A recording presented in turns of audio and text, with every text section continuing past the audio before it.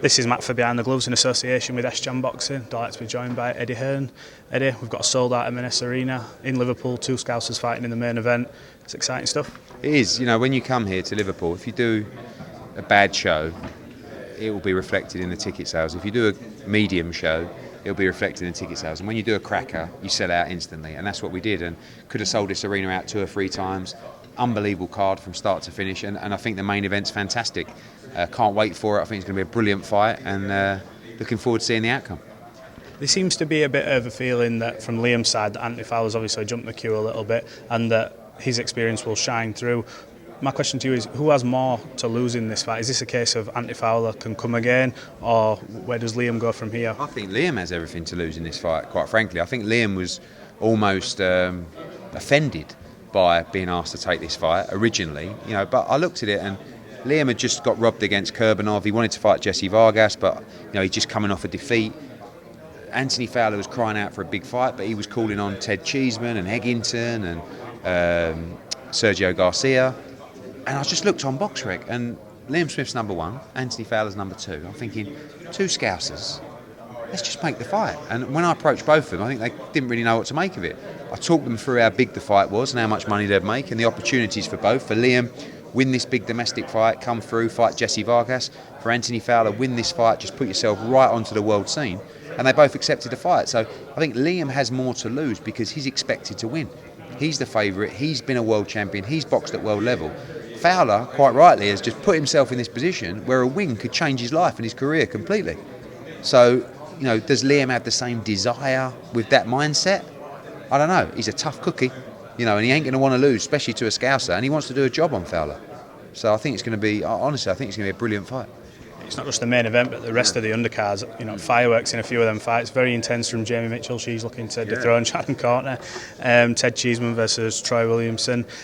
How pleased are you with the chief support to the main event? It's probably the best card top to bottom we've put on. And, it's difficult talking to some managers at the moment because they're saying, what time's my boy on? You look at Luke Willis against Ryland Charlton, for example. Bellew's asking what time the fight is. It's on at 6 o'clock. Because what can you replace further up the card? Kamil Sokolowski against Sol Dakers, Sam Jones, what time's he on? 5:30. What? But where else do you put it with a card like this? Then you go on to the main event card and you've got Kieran Conway and JJ Metcalf. Brilliant fight to open the broadcast. Shannon Courtney defending her world title. That's a tough fight. Jamie Mitchell's a good fighter, very good amateur, really confident. It's Peter McGrail, one of the best amateurs from Liverpool, makes his pro debut on the card. And then Cheeseman against Williamson. If it wasn't Smith Fowler, that's just like the standout fight every day of the week. And then Smith Fowler. It's an unbelievable night on Saturday. And like I said, the interest, the comments, and the ticket sales show you when you get it right in boxing, it works. But it's tough to always get it right. So when we get it right, let's just gloat about it and tell everyone how great we are and enjoy the night on Saturday. Absolutely. I know we're a bit pressed for time, so I just want to touch on Dillon White. Some good news finally from the WBC. It looks like there's a clear path for him now to get a title shot. Bob Arum also suggested that he'd be looking at trying to maybe put the winner, if it's Tyson, against Alexander Usyk, but I assume contract obligations with AJ will deter him from doing that. So what's your thoughts on that, and is it pleasing that Dillon's finally got a bit of a path now? Yeah, we don't have anything official. We've seen some interviews and we'll wait for the official ruling that will have to be approved by Dillon's lawyers. But it looks like it's heading in the right direction, and Alexander Usyk is under contract to Anthony Joshua for the rematch, so those discussions can't even take place. Alex Krasik knows that, Usyk knows that, and they're happy to do the rematch. They knew what they were putting themselves in for, and they think they can win. So that clears the way for Dillon White. Big fight against Otto Wilding coming up, of course, and looks like there's no escape for the winner of that fight, which is how it should be. It's about time, but we wait for the official ruling on that. What did you make of Bob Arum last night? I know there's a bit of a video that went viral. I think it was Mike Coppinger who challenged him over the purse for Lopez Cambosis. What did you make of it? Bob's gonna do what Bob's gonna do. I've noticed with my old man that the older you get, the less you give a fuck about what anyone's got to say or what you say. It actually makes you quite dangerous. I say to my old man, don't do interviews, please, because he's capable of saying anything. Like Bob. Bob's a disaster. He'll talk badly about his fighters. Last night he's swearing about a female presenter.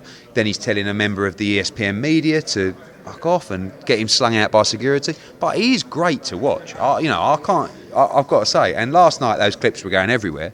And really, that's the job of a promoter. I'm not into this whole new thing of no promoter on the stage or just a presenter trying to get, like, when you live and breathe the fight card, you know how to flick the switches.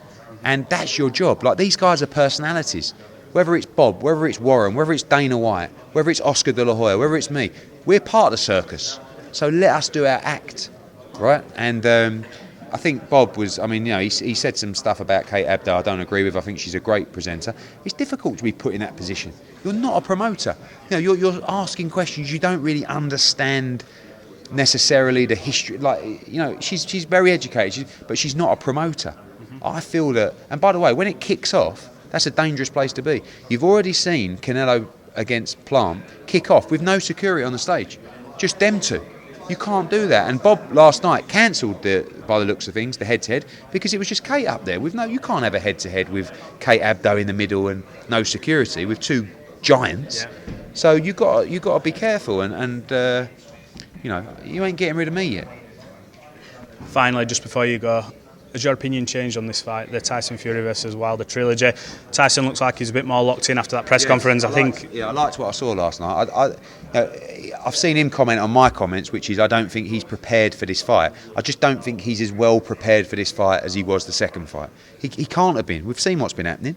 So, but he looked dialed in last night, looked focused. I mean, Deontay Wilder, he's not great on the mind games. He basically said, look, I wasn't going to say anything today, and then spent the next 40 minutes ranting. You don't realise how much that drains you. So it was 1-0 to Tyson, and hopefully he can do the job on Saturday night. Did you see Fury's offer to train Anthony Joshua? Yeah, very kind of him. I mean, everyone's an expert, aren't they? I know exactly how you can beat Alexander Usyk. Very kind of you. Now fuck off and let us crack on for the rematch. Eddie, a pleasure as always. Thanks very much for your time, bud.